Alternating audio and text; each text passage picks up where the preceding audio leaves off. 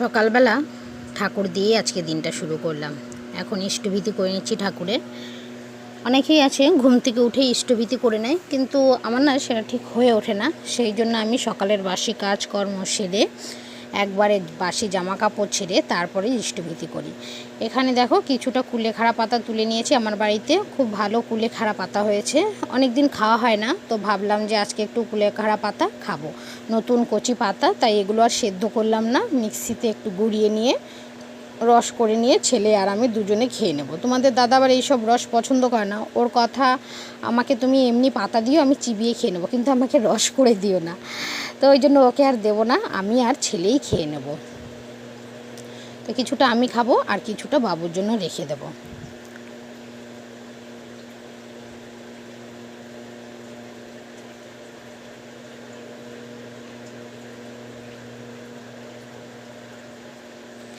তারপরে দেখো এখানে গুড়ের, কালকে রাতে গুড় আর মৌরি আর হচ্ছে মেথি ভিজিয়ে রেখেছিলাম, সেটাকে এখন সেঁকে নিচ্ছি। তো এটা আজকে আমরা তিনজনে মিলে খাবো।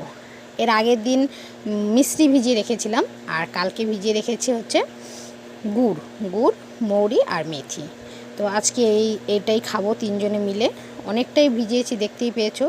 আর সকালবেলাও শাক ধুয়ে নিয়ে এসেছি, শাক রান্না করব। ট্যাংরা মাছ রেখেছি, মাছ কাটাও হয়ে গেছে, তো ট্যাংরা মাছ করব, শাক করব, আরও কিছু করব। তো অবশ্যই সেটা তোমাদের সাথে শেয়ার করব।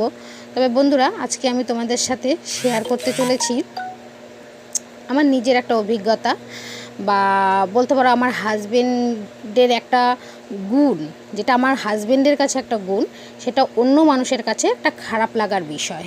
তো সেটা কি? সেটা হচ্ছে চুপ থাকা, কথা কম বলা। তবে হ্যাঁ, এটাও ঠিক, তোমাদের সাথে এটাই আজকে আমি শেয়ার করব যে চুপ থাকার ক্ষমতাটা কী, বা চুপ থাকলে কি ভালো হতে পারে। এখানে দেখো একটু বাদাম নিয়ে নিয়েছি, 4টে খাবো, আর চা বসিয়ে দিয়েছি, চাও খাবো। তোমাদের দাদা আমি দুজনেই খাবো, তবে তোমাদের সাথে শেয়ার করছি না, কারণ তোমাদের দাদা খালি গায়ে আছে, তো সেই জন্য দেখাচ্ছি না। কারণ আজকাল আমার কমেন্ট বক্সগুলো যেহেতু ছেলেকে দেখাচ্ছি, কিংবা ওর বাবা খালি গায়ে থাকে সেগুলো দেখাই, সেই জন্যই হয়তো কমেন্ট বক্সটা বন্ধ করে দেয়। তো সেই জন্য আর ওদেরকে দেখাচ্ছি না, শুধু আমাকেই দেখাচ্ছি। কেমন? তো যেটা বলছিলাম যে চুপ থাকার ক্ষমতার কি, সত্যি চুপ থাকার কিন্তু প্রচুর ক্ষমতা। তোমাদের দাদা একটা কথা সব সময় বলে, বোবার কোনো শত্রু হয় না, আর কথাটা কিন্তু একদমই বাস্তব কথা। সত্যি বোবার কোনো শত্রু হয় না। সংসার জীবনে হয় কি, আমরা বড়রা কিছু বলল, যেমন শ্বশুর শাশুড়ি যা ভাসুর যে যাই কিছু বলুক না কেন, চট করে উত্তর দিয়ে দিই। কেন উত্তর দিয়ে দিই? সহ্য করতে পারি না, ভাবি যে আমি তোমারটা খাচ্ছি না, তোমার কথা তাহলে চলবো কেন, তোমার কথা শুনবো কেন? কিন্তু এটা কিন্তু একদমই ঠিক না, তাই না?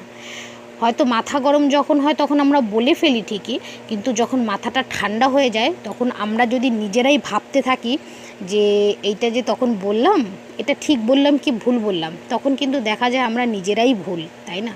সব সময় কিন্তু সব কথা বলতে নেই। আবার হ্যাঁ, কিছু কিছু সময় আছে যেখানে একটু না বললেও হয় না।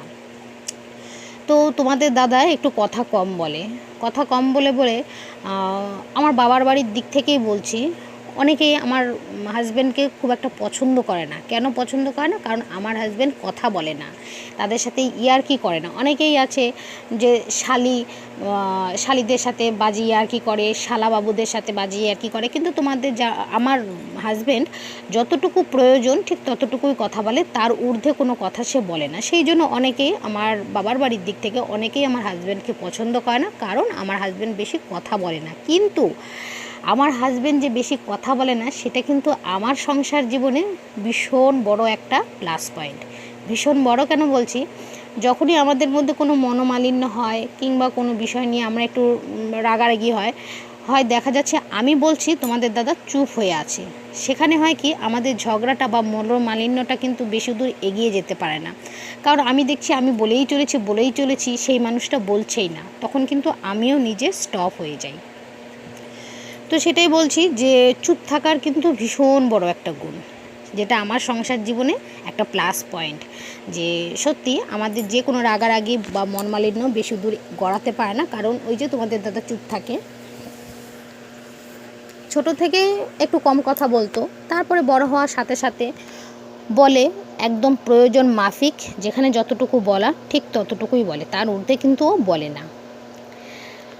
আমার একটা অভিজ্ঞতা বলি, কিছুদিন আগে আমি ছেলেকে নিয়ে ডাক্তার কাছে গেছিলাম। সেখানে একটা ইসিজি মেশিন দেখেছিলাম। আমি অনেক ছোটোবেলায় আমার ইসিজি করিয়েছিলাম, তো আমার তখন সেটা খেয়ালও নেই যে মেশিনটা কীরকম। কিন্তু মেশিনটা কিছুটা কিন্তু আমাদের যে অনেক পুরনো যে রেডিওগুলো হতো সেই রেডিওর মতন কিন্তু সেই মেশিনগুলো। তো আমি যথারীতি সেটা ভুলে গেছি যে ইসিজি মেশিনগুলো কীরকম হয়। তো কিছুদিন আগে ছেলেকে নিয়ে ডাক্তার কাছে গেছি, সেখানে গিয়ে কিছু না বুঝে শুনেই ডাক্তারবাবুকে প্রশ্ন করে বলে ফেলেছি যে ডাক্তারবাবু, আপনি এখনও এই রেডিওগুলো শোনেন? এগুলো তো এখন দেখাই যায় না। তখন ডাক্তারবাবু হেসে ফেলেছে আমার কথাটা শুনে, বলছে এটা রেডিও মনে হচ্ছে তোমার? তখন চট করে আমার মাথায় এলো যে এটা তো ঠিকই বলেছে ডাক্তারবাবু, যে এটা কি একটা ডাক্তারের ঘরে কি একটা রেডিও থাকতে পারে? তখন আমি ফট করে বলছি যে না না না, এটা তো রেডিও না, কিন্তু এটা কি? তখন ডাক্তারবাবু আমাকে বললেন এটা ইসিজি মেশিন। তো আমি বললাম ও আচ্ছা, আমি সেভাবে তো দেখিনি কখনো, নিজেরও করাইনি আর সেভাবে দেখিও নি, যার জন্য আমি বলতেও পারবো না। তো যখন আমি ছেলেকে নিয়ে বাড়ি ফিরছি ঠিক তখনই আমার মাথায় এলো যে কথাটা আমি কীরকম একটা কথা বলে ফেললাম, তাই না? একটা ডাক্তার মানুষের সামনে কীরকম একটা কথা বলে ফেললাম। এখানে দেখো সকালে ব্রেকফাস্ট আমি করছি হচ্ছে ওটস, তার মধ্যে একটু কলা, একটু চিয়া সিড, একটু খেজুর, টক দই, এগুলো দিয়ে আগের দিন সবটা ভিজিয়ে রেখেছিলাম, আজকে শুধু কলাটা আর চিয়া সিডটা দিলাম। যাই হোক, তো রাস্তা দিয়ে আসার সময় ভাবছিলাম যে কি বলে ফেললাম, আমি একটা ডাক্তার মানুষের সামনে এই কথাটা আমি বলে ফেললাম। তো সেখানে ভেবে দেখলাম আমি যদি ওনাকে ওইটা না জিজ্ঞাসা করে আমি যদি চুপ থাকতাম, কিংবা যদি আমি জিজ্ঞাসা করতাম ডাক্তারবাবু এটা কী মেশিন, তাহলে কিন্তু ওনার কাছে আমি একটা হাস্যকর পাত্র হয়ে উঠতাম না, কিংবা আমারও কিন্তু এতটা খারাপ লাগতো না, তাই না? তো এখানে দেখো তোমাদের দাদা মাংস এনেছে, মাংসটা আমি ভালো করে সমস্ত কিছু দিয়ে ম্যারিনেট করে রেখে দেবো, এটা রাত্রেবেলা তোমাদের দাদা রান্না করবে। তো ওর ইচ্ছে হয়েছে আজকে ও রান্না করবে, তো সেই জন্য আমি বলেছি নিয়ে এসো, আমি সব কিছু রেডি করে দেবো ওখানে, তো সেটা দিয়ে রান্না হবে। রাত্রে করব, দিনে যেহেতু মাছ ঠাছ করছি। আর এখানে দেখো বাবু ঠাকুরকে স্নান করাচ্ছে আমি পুজো দেব বলে। আর ও তো যেহেতু গরম তো জামা কাপড় সেইভাবে পরায়নি। তো যাই হোক, যেটা বলছিলাম, পরে আমার বান্ধবীকে আমি পুরো ঘটনাটাই বললাম যে জানিস তো আজকে ডাক্তারবাবুর কাছে গিয়ে এই হয়েছে, আমার খুব লজ্জা লাগছিল। তখন আমার বান্ধবী বলল যে সব সময় সব কিছু বলতে নেই। কথাটা ভেবে দেখলাম সত্যিই ঠিক, মানে ওই যে তোমাদের দাদা বলে বোবার শত্রু নেই, সেটা 1 নম্বর। 2 নম্বর, আমি যদি কথাটাকে একটু ভেবে চিনতে অন্যভাবে বলতাম, কিংবা ওই জায়গাটা যদি আমি চুপ থেকে যেতাম, তাহলে কিন্তু আর এই সিচুয়েশানটা তৈরি হতো না, তাই না? তো তাই জন্যই বলছি যে চুপ থাকার অনেক গুণ, অনেক বড় একটা গুণ। সত্যি যে কোনো পরিস্থিতিতে চুপ করে থাকাটা কিন্তু একটা প্লাস পয়েন্ট, একটা ভালো দিক। দেখো আমার এই গাছগুলোতে ফুল ফুটেছে, 3টে ফুল ফুটেছে, তো এটা ঠাকুরকে দেব। এটা আমাদের যে গুরুদেব, সেই গুরুদেবের জন্যই এই গাছটা আনা। আর এখানে দেখো বন্ধুরা, তোমাদের একটা জিনিস দেখাচ্ছি, এই যে ফুলগুলো প্রচুর কড়ি আসছে জানো, কিন্তু এরকম হলুদ হয়ে কড়িগুলো পড়ে যাচ্ছে। তো যদি জেনে থাকো যে কেন হচ্ছে আর এর জন্য আমি কি করব, তো প্লিজ আমাকে একটু কমেন্ট করে জানিও। গাছটা অনেক কষ্ট করে বাঁচিয়েছি, কিন্তু গাছটা তো কড়িও আসছে, কিন্তু কড়িগুলো টিকছে না, হলুদ হয়ে পড়ে যাচ্ছে।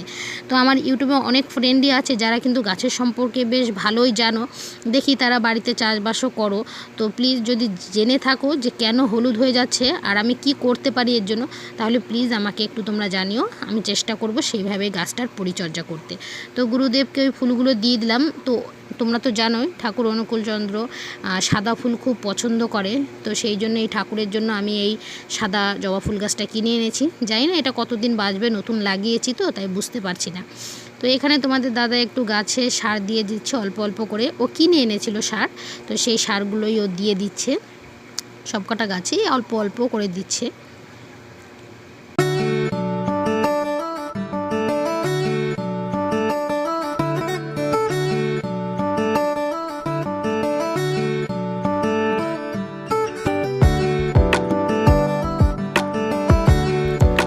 এখানে দেখো সন্ধ্যেবেলা চলে এসেছি, আমি সমস্ত কিছু কেটে রেডি করে রেখেছি মাংস রান্না হবে বলে। তো তোমাদের দাদাইয়ের মাংসটা রান্না করবে, আমি মশলা একদম করে সমস্ত কিছু কেটে ধুয়ে পরিষ্কার করে দিয়ে আমি বসে গেছি এখানে একটু ল্যাপটপ নিয়ে। কেন বসেছি জানো? তো আমার অ্যাকচুয়ালি ফোনগুলো তো নষ্ট হয়ে যাচ্ছে, আর বাবুর ছোটোবেলার বেশ কিছু ছবি আছে যেগুলো আমার কাছে অমূল্য রতন বলতে পারো। তো সেগুলো ফোনগুলো নষ্ট হলে তো ছবিগুলো সব নষ্ট হয়ে যাবে বা থাকবে না, সেই জন্য আমি দেখো ফোন নিয়েও বসেছি, দুটো ফোন নিয়ে আর ল্যাপটপ নিয়ে বসেছি, মানে ল্যাপটপে ওই ছবিগুলো নিচ্ছি। তো প্রথম আমি তো খুব একটা ল্যাপটপ কখনোই সেভাবে চালাই না, তো পারিও না। তো ওই জন্য তোমাদের দাদাকে ডেকেছিলাম, তোমাদের দাদাও এসে একটু দেখিয়ে দিল। তো তারপরে ছবিগুলো সব ল্যাপটপে নিয়েছি, আরও কিছু ছবি বাকি আছে কিন্তু নেওয়া হয়নি, আর দেখি ওগুলো পরে নেব। এই দেখো আমার বাবুর ছোট্টবেলাকার ছবি। তো সত্যি এগুলো আমার কাছে একটা অমূল্য রতন বলতে পারো, অমূল্য সম্পদ। তো রেখে দিলাম, দেখা যাক কতদিন কি রাখতে পারি। শীতের দিনে এই ছবিগুলো তোলা। আর এই যে মহাশয় রান্না করতে বসেছে, আমার রান্নাঘরটাকে পুরো একদম নোংরা করে ফেলেছে জানো। সেই তখন রাত 9:30 10টা বাজে, তখন গোটা রান্নাঘর আমাকে সার্ফ দিয়ে পরিষ্কার করতে হয়েছে, কারণ দেখা যাচ্ছে মাংসটা ঢেকেছে তো সেই থালাটা ওই দেখো নিচে কত তেল ফেলেছে, সেই থালাটা নিচে ঠাপ করে রেখে দিল, ব্যাস তেল পড়ে গেল। এইবার ওই তেল পায়ে লাগলে সারা ঘর চিটচিট করবে, তো সেই জন্য আমার খুব রাগ হচ্ছিলো, বক করছিলাম। আর কিন্তু কি করব, কিছু করারও নেই। তারপরে আর বক না করে রান্নাঘরটা পুরো সার্ফ দিয়ে মুছে পরিষ্কার করে নিয়েছিলাম। মাংসটা খেতে ভালোই হয়েছিল, জল ছাড়া করেছে মাংসটা, তবে মাংসটা এতটা রিচ করেছে না, মানে আমি এত রিচ খাবার খুব একটা পছন্দ করি না, সহ্য হয় না। আর ও খাওয়ার পরে বলছে যে মাংসটাও একটু বেশি রিচ হয়ে গেছিলো, পরের দিন ওর একটু সমস্যাও হচ্ছিল। তবে মাংসটা টেস্ট হয়েছিল, ওই যে একটু তেল মশলা বেশি দিলে তো টেস্ট হবেই, তাই না? তো যাই হোক, এই যে মাংসটা দেখতে কেমন হয়েছে বলো।